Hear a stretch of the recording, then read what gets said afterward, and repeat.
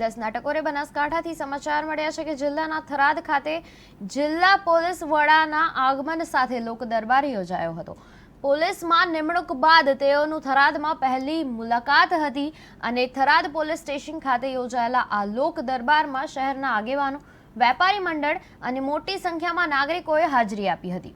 Police વડાએ ખાસ કરીને લોકોમાં એનડીપીએસ કેસ અને ઓનલાઈન ફ્રોડ જેવી પ્રવૃત્તિઓથી દૂર રહેવા અનુરોધ કર્યો હતો। પોલીસ વડાનું પ્રથમ આગમન થતા ઠેર ઠેર તેમનું સન્માન પણ કરવામાં આવ્યું હતું।